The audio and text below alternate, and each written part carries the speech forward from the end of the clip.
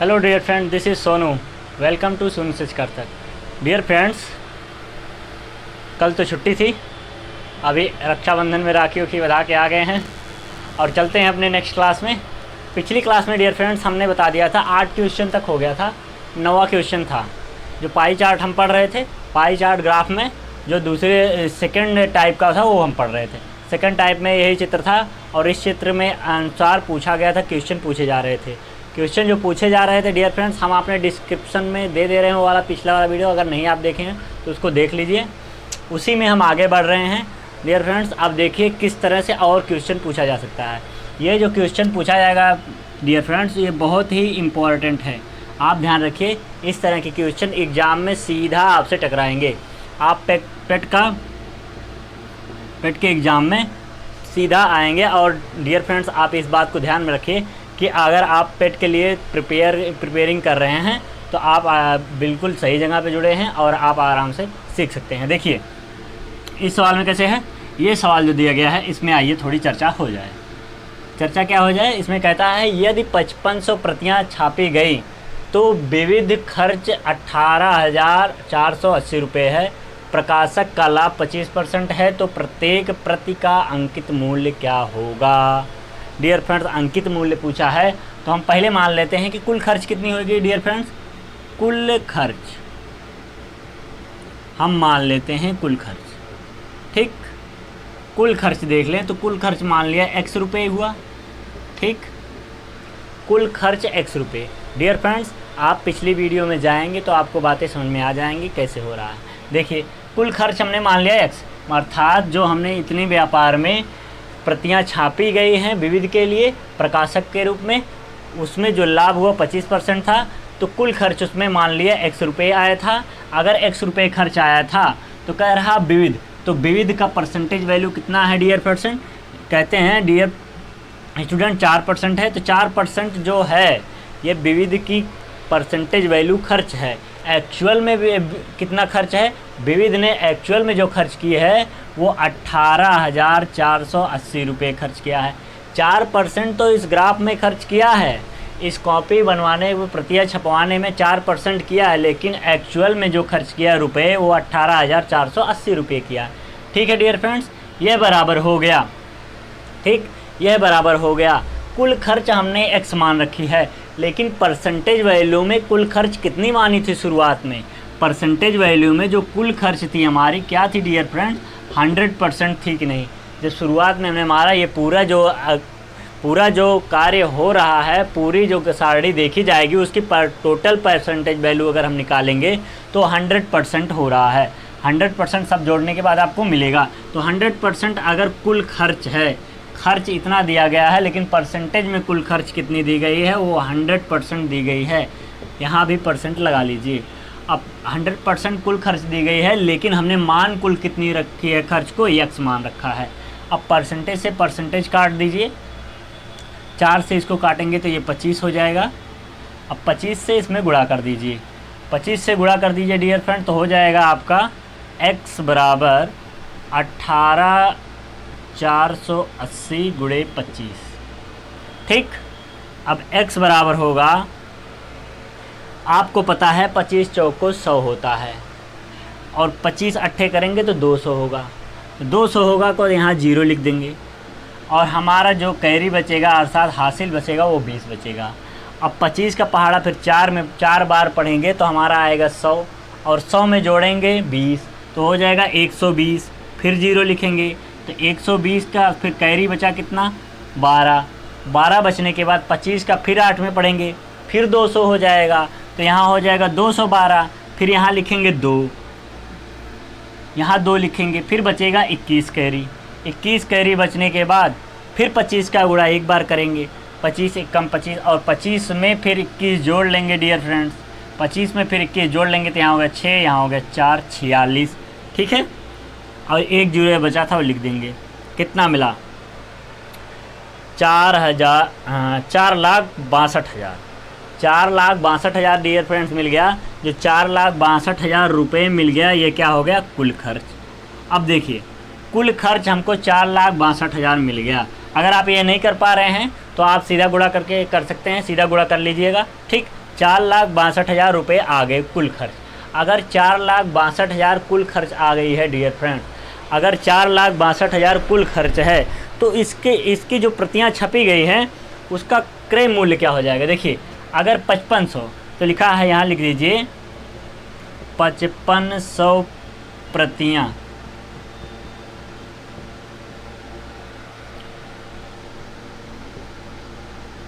छापी गई। 5500 प्रतियां जो छापी गई हैं डियर फ्रेंड्स, वो जो 5500 प्रतियां छापी गई वो क्या है, वो आपको प्राप्त हो गया, इतने रुपए लग गए। ठीक है, आपको पूरा छापने में कितना, 4,62,000 रुपये लग गए। ठीक, 4,62,000 रुपये अगर आपको कुल छापने में लगे हैं तो एक प्रतिलिपि छापने में कितना लगेगा, एक प्रतिलिपि छापने में कितना लगेगा। जो 4,62,000 रुपये में हम 5500 से क्या कर देंगे, डिवाइड, और 5500 से जब डिवाइड करेंगे डियर फ्रेंड्स तो यहाँ 0 0 कट जाएगा और 55 से काट देंगे तो यह जाएगा आपका 84 बार डियर फ्रेंड्स, 84 बार जाएगा। ठीक है, आप भाग देकर मतलब काट कर आप देख सकते हैं कि काटने के बाद 84 बार जाएगा। 84 बार जाने के बाद अब 84 बार गया जो वो क्या मिल गया, एक प्रतिलिपि छापने में 84 रुपये लग रहे थे। ये तो हो गया क्रय मूल्य के हिसाब से, ये क्रय मूल्य के हिसाब से हुआ कि क्रय मूल्य के हिसाब से, ठीक, क्रय मूल्य के हिसाब से कि जो हमने क्रय मूल्य के हिसाब से कापियाँ छपवाई थी वो इतने रुपए की पड़ रही थी। लेकिन जब इसको हम बेचें अंकित मूल्य में तो अंकित मूल्य क्या हो जाएगा, अंकित मूल्य अर्थात हमने मूल्य एक निर्धारण करके मार्केट में जब बेचेंगे उस पे जो हमको फ़ायदा हो रहा है उसको भी साथ में लेंगे। तो अंकित मूल्य में 100% टोटल था और हो गया लाभ कितने का, 25% का डियर फ्रेंड्स। तो ये 100% था, उसमें 25 का लाभ हो गया तो टोटल मिल गया 125%। 125% मिल गया। जो 125% मिल रहा है वो किस पे मिल रहा है, जो 84 है उसी पे। तो जो 84 है इसी पे क्या मिल गया, 125% बटे 100। अब काट दीजिए 25 125 25 चौको 100 और 4 से काटेंगे, 4 एकम 4, 4 दूना 8, 4 एकम 4, 21 से 5 में गुणा करेंगे तो 105 हो जाएगा डियर फ्रेंड्स।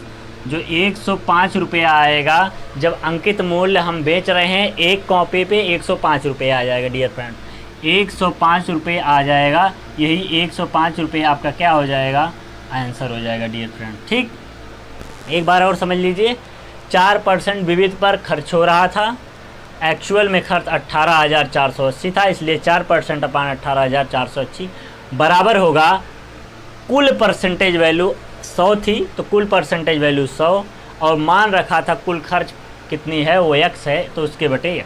तो x की वैल्यू फाइंड करेंगे यहाँ काट पीट के, तो x बराबर हमें मिल जाएगा 4,62,000 रुपये। जो 4,62,000 रुपये मिलने के तत्पश्चात क्या होगा, 5500 प्रतियाँ छापी गई हैं। तो 5500 प्रतियाँ छापी गई 4,62,000 रुपये में, तो एक प्रति कितने में छप जाएगी डियर फ्रेंड्स, वो 84 रुपये में। क्योंकि 4,62,000 में हम 5500 से भाग देंगे तो 84 बार जाएगा। तो 84 रुपये में एक प्रतिलिपि क्या हो रही है, बनके तैयार हो रही है। अगर बनकर तैयार हो रही है तो अंकित मूल्य अर्थात बनने के बाद आप अपना कोई एक मूल्य निर्धारण करेंगे जिसमें आपका प्रॉफिट भी जुड़ा होगा, तब जाके आप मार्केट में उसको क्या करेंगे, बेचेंगे। तो अंकित मूल्य का अर्थ ही है कि उस पर आप मूल्य कोई अंकित कर दीजिए कि इतने रुपए का बिकेगा। तो अंकित मूल्य में क्या है, अंकित मूल्य अगर 100% था, लाभ उसको कह रहा है वो दिया है 25% हो रहा है, तो 100% हो रहा है तो 25 और लाभ हो रहा है, अर्थात 125 लाभ हो रहा है। जो 125 लाभ हो रहा है वो 84 रुपये पर ही हो रहा है, इसलिए 84 का 125% निकाल लेंगे तो 105 आ जाएगा डियर फ्रेंड्स। यही क्या हो जाएगा, एक प्रतिलिपि बेचने में अंकित मूल्य रुपए कितने हो गए, 105 रुपये डियर फ्रेंड्स। ये हो जाएगा। ये हुआ आपका तरीका नंबर 9। पाई चार्ट में इस तरीके से हम इसको लगा लेंगे डियर फ्रेंड्स। अब देखिए, अब आते हैं एक इससे आगे के स्टेप में, एक स्टेप और आपको समझा देते हैं उसमें कैसे होगा। देखिए, ठीक है, देखिए क्या कह रहा है क्वेश्चन में, डियर फ्रेंड्स कह रहा है विज्ञापन व्यय से रॉयल्टी व्यय पर हुआ व्यय कितने % है, अर्थात विज्ञापन व्यय। तो हम आ जाते हैं विज्ञापन व्यय। देखिए पहली बात तो ये समझ जाइए कि कुल खर्च जो होगी, कुल खर्च वो 100% ही होगा। ठीक, ये पहले भी बता चुके हैं, फिर बता दे रहे हैं। ठीक, 100% होगा। अब देखिए कह रहा है विज्ञापन, तो विज्ञापन कितना % है डियर फ्रेंड्स, आप बताइए। विज्ञापन कितना है? विज्ञापन आपका है 18%। और आप ही बताएंगे कि रॉयल्टी कितनी है, मैं देख के बताइए। रॉयल्टी 15%। ठीक, अगर इतना है दोनों तो अभीष्ट % क्या हो जाएगा?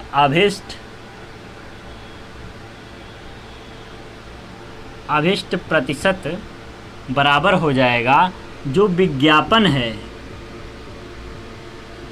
का प्रतिशत माइनस रॉयल्टी का प्रतिशत। ठीक,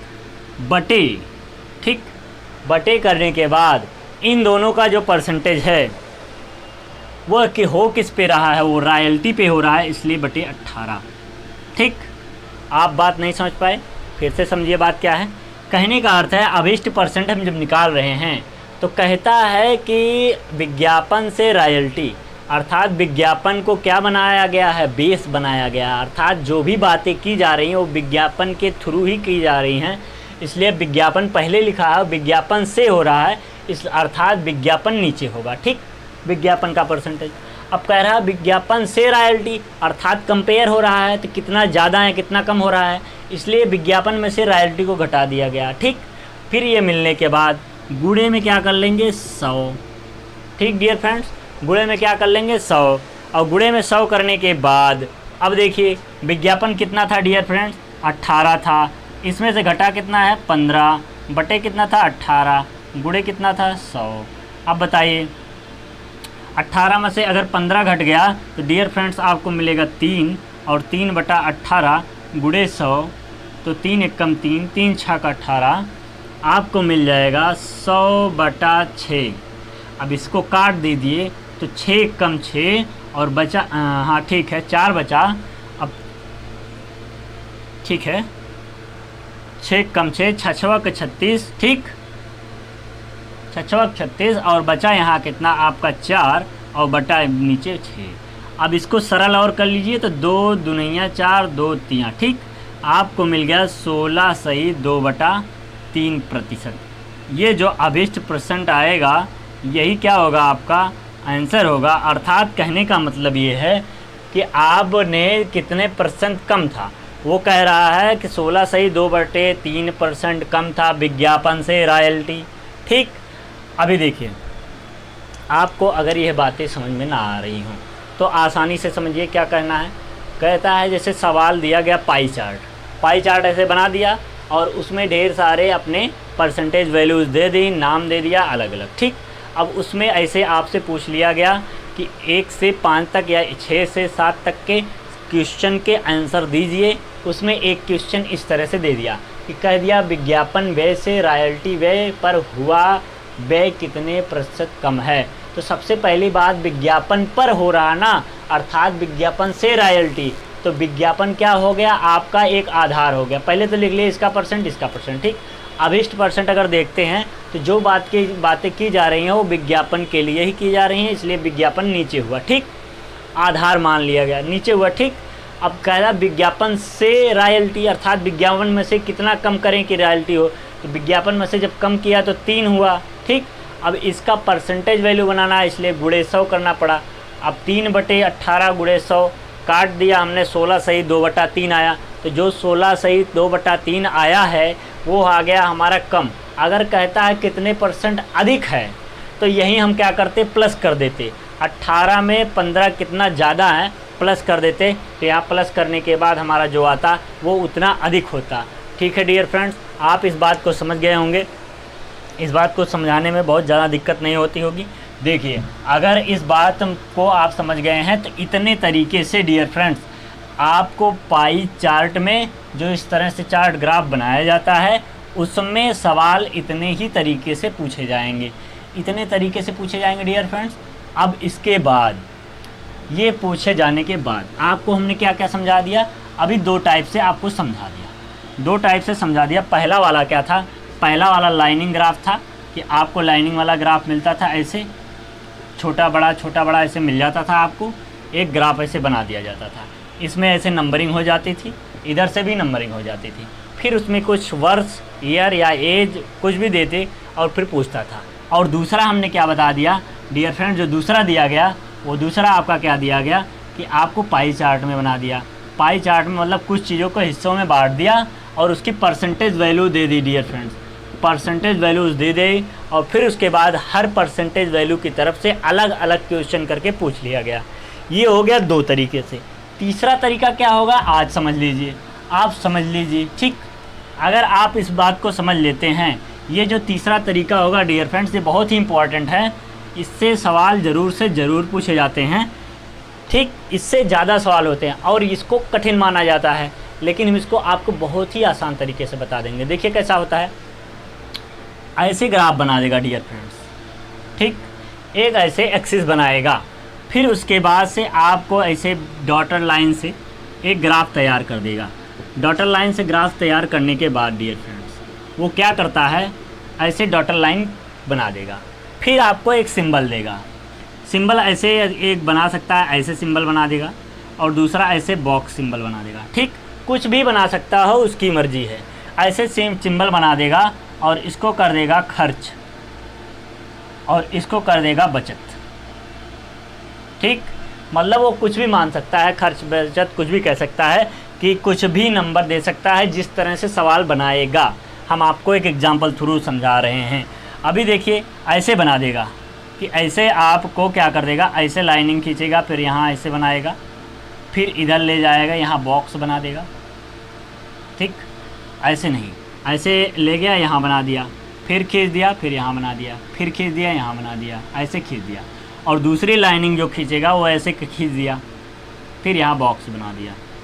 यहाँ बनाने के बाद उसने इधर ले गया, फिर यहाँ बॉक्स बना दिया, यहाँ से फिर ले आया, यहाँ बॉक्स बना दिया, इधर ले गया, यहाँ बॉक्स बना दिया, ऐसे चलता गया, ठीक, ऐसे बॉक्स बनाता गया। इस तरह से ग्राफ बना देगा। अब इस तरह से ग्राफ बनाने के बाद आपसे क्वेश्चन पुटअप करेगा। अब पहली बात तो ये होगी, अगर मान लीजिए यहाँ 1 2 3 4 5 ऐसे नंबर कर दें और यहाँ कर दें ऐसे आपको ABCD, ठीक, ऐसे नंबर हम कर दें, तो आप इस बात को समझ पा रहे होंगे कि जो A है इसका लाइनिंग इस तरह से ऊपर तक जाएगा कि नहीं डियर फ्रेंड्स, और B का भी लाइनिंग ऐसे जाएगा ऊपर तक, C का भी इसी तरह से ऊपर तक जाएगा, D का भी इसी तरह ऊपर जाएगा डियर फ्रेंड्स। आपको ऐसे समझ जाना चाहिए। अब देखिए ऐसे होने के बाद आपको कुछ चीज़ें ध्यान रखनी है। जैसे अभी ऐसे क्वेश्चन में पूछेगा कि बताइए कि बी का खर्च, यहाँ मान लीजिए ऐसे लीजिए 2005, ऐसे 2004, 2003 ऐसे लिख दे, 2002, 2001, ठीक। कहे बी का खर्च 2002 में कितना कम था, ठीक, खर्च बचत से। कहेगा 2002 में ऐसे लिख दीजिए, ऐसे कहेगा 2002 में बी का खर्च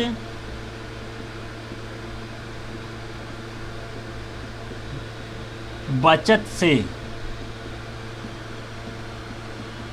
कितना कम था, या है, या ज़्यादा था या कम था, ठीक। तो आपको ऐसे मिलेगा। तो आप 2002 में जाइए और देखिए, अगर खर्च कह रहा है ना, तो खर्च का सिंबल ये है। अब यहाँ मान लीजिए 2002 है और यहाँ 2003 है, तो ये अगर मेन लाइन पे है तब तो ठीक, ये 2000 है, यहाँ 2002 ही है, ठीक, यहाँ 2000 तब 2 ही है, ठीक, अगर मेन लाइन पे है। लेकिन अगर मेन लाइन से ऊपर पूछा है, तो अगर मेन लाइन से ऊपर चला गया 2000, यहाँ 3 अगर कर लीजिए 2003, तो इसके बीच वाला जो मिलेगा, अभी देखिए 2002 और 2003, इसके बीच में जो मिलेगा, तो यहाँ 2000 से ज़्यादा और 3000 से कम, अर्थात 2000 और 3000 के बीच में क्या मिलेगा आपको, आधा 1000 के बीच में आधा 500 होता है, अर्थात यहाँ 2000, ये तो सन दिया गया है, अगर 2000 दिया है तो 2000 1000 के बीच में करेंगे, 500 और जोड़ लेंगे तो यहाँ पे ऐसे 2002 और आधा साल और ऐसे बढ़ जाएगा। ठीक, 2002 और आधा साल और ऐसे बढ़ने के बाद यहाँ सिंबल आ जाएगा। देखिए ये थोड़ा कठिन हो सकता है आपके लिए, लेकिन हम जब नेक्स्ट क्लास में आपको इसको बताएंगे, समझाएंगे, तो ग्राफ पहले से बना लेंगे। और ये 2000 वाला सिस्टम नहीं होगा तो वहाँ 1 2 3 लिखा होगा। अभी यहीं मान लीजिए 2 लिखा है, यहाँ 3 लिखा है, तो 3 और 2 के बीच में 1 का अंतर है, तो 1 का आधा होता है 0.5 इसका आधा होता है। अर्थात यहाँ से यहाँ तक गए तो 2 मिला और 0.5 और जोड़ लिए तो 2.5 मिला। अर्थात ये जो यहाँ जो सिंबल बन रहा है ये 2.5 का है, अर्थात यहाँ जो इसका स्थान है 2.5 है। तो बी के लिए जब यहाँ बनाते तो यहाँ सवाल हमें सॉल्व करने में आसानी हो जाती। ऐसे सबका पॉइंट निकाल लेते, जैसे यहाँ 4 है तो यहाँ 4 होगा, यहाँ 4 से कम है तो यहाँ 3.5 होगा, यहाँ 3.5 होगा, ऐसे बनाएंगे, यहाँ 4.5 होगा, ऐसे बनाते चलेंगे। तो फिर जिसका सिंबल जिससे दिया गया है फिर उसको उसी तरह सॉल्व कर देंगे जैसे पिछले सवाल को सॉल्व करते आए हैं, बहुत ही आसान तरीके से, बहुत ही ईजी होता है डियर फ्रेंड्स। आपको थोड़ा सा भी चिंता करने की ज़रूरत नहीं है, आप आसानी से सीख सकते हैं, थोड़ी सी भी तकलीफ़ नहीं होगी। हाँ, लेकिन आप इस बात को ध्यान रखिए कि आप और लोगों को जोड़िए, ज़्यादा से ज़्यादा लोगों को भी जोड़ेंगे तो हमारा भी मनोबल बढ़ेगा, आपको और बेहतर करेंगे डियर फ्रेंड्स। ठीक है, आप पेट के लिए थोड़ा मौका आपको मिल गया है। क्या मिल गया है? थोड़ा मौका मिल गया है। ठीक, थोड़ा मौका आपको क्या मिल गया है? मौका मिल गया है। आपका अक्टूबर में हो सकता है एग्ज़ाम, ठीक, अभी नहीं होगा तो अक्टूबर में हो सकता है, तो थोड़ा मौका मिला है। जो मौका मिला है उसमें आप जो ये 20 नंबर है डियर फ्रेंड्स, 20 नंबर जो आपको मिल रहा है, 20 नंबर का जो पूछा जा रहा है पेट के लिए मैथ ग्राफ से डियर फ्रेंड्स, उसको आपको बिल्कुल नहीं छोड़ना है, कर देना है। और करने के लिए आप हमारे साथ जुड़ेंगे और बेहतर से सीखेंगे। आपको बाहर का कुछ खास नहीं पढ़ना है, कुछ भी ज़्यादा नहीं पढ़ना है, जितना हम बता रहे हैं, मतलब जो सवाल हम करा रहे हैं, जितना करा रहे हैं, हो सकता है वो डिजिट बदल ले, अपने डिजिट को चेंज कर सकता है। जैसे नंबर जो दिया गया हमने बनाया कि हाँ 4.5 लिखा था, 3.8 लिखा था, 5500 लिखा था, तो वो नंबर्स को बदल सकता है, लेकिन जो कॉन्सेप्ट होगा वो नहीं होगा, वो सेम ऐसे ही आएगा, आपको घुमाएगा नहीं। ठीक, आप जुड़े रहेंगे और लोगों को जोड़ेंगे तो बेहतर कंटेंट होगा। हम आपको कल उसको पूरा ख़त्म कर देंगे, अर्थात कल उसको बता के, आपको उसको बताने के बाद आपको वो ग्राफ ख़त्म हो जाएगा। फिर उसके बाद हम आएंगे अपनी जैसे रेगुलर डेली क्लास और चलती थी, पेट को छोड़कर ये स्पेशल पेट के लिए चल रहा था डियर फ्रेंड्स, स्पेशल पेट के लिए चल रहा था। पेट का ये ख़त्म करने के बाद हम फिर पुनः अपने चैप्टर में आ जाएंगे। हमारा जो मिश्रण एलिगेशन चल रहा था, मिक्सचर जो चल रहा था डियर फ्रेंड्स, उसके बाद वो ख़त्म होने के बाद नेक्स्ट चैप्टर कौन सा होगा उसमें आगे बढ़ेंगे। तो कल हम पढ़ेंगे, इसका समापन करेंगे, और कल की जो क्लास होने वाली है वो वेरी वेरी इंपॉर्टेंट है डियर फ्रेंड्स। आप जुड़ें और लोगों को जोड़ें और उस क्लास को पूरा देखना ना भूलें। आप क्या करते हैं, आप 2 मिनट वीडियो को देखते हैं, आपको लगता है मज़ा नहीं आ रहा है, आगे बढ़ जाते हैं। लेकिन डियर फ्रेंड्स एक बार कोशिश तो करिए, आप ये कोशिश करिए कि पूरी वीडियो देखी जाए। वीडियो क्या किया जाए, वीडियो पूरा देखा जाए। अगर वीडियो पूरा आप देख रहे हैं तो शुरुआत में कोई अभी आता है, शुरुआत में बोलेगा तो उसको थोड़ा ये लगेगा क्या ही बोल रहे हैं, लेकिन आप जब उसके अंदर वो समझाएगा बातों को और आगे बढ़ेगा, और जो वो कंटेंट दे रहा है डियर फ्रेंड्स, जो आपको कंटेंट दे रहा है वो कंटेंट कितना इम्पोर्टेंट है, वो खुद कहाँ से लाता होगा, कितना इकट्ठा करता होगा, कितने उस पर मतलब देखता होगा, कितना एग्ज़ाम में पूछा गया है, क्या हुआ है, कहाँ से मिलता होगा, उन सब के पीछे बहुत मेहनत लगी होती है डियर फ्रेंड्स। उस मेहनत को हम आप तक ला रहे हैं और डायरेक्ट आपको दे रहे हैं। सब टीचर ऐसे नहीं करेंगे, डायरेक्ट आपको दे देंगे वो चीज़ें, आपको डायरेक्ट मिल जा रही है। तो आप भरोसा रखिए और पूरा पढ़िए, जो आप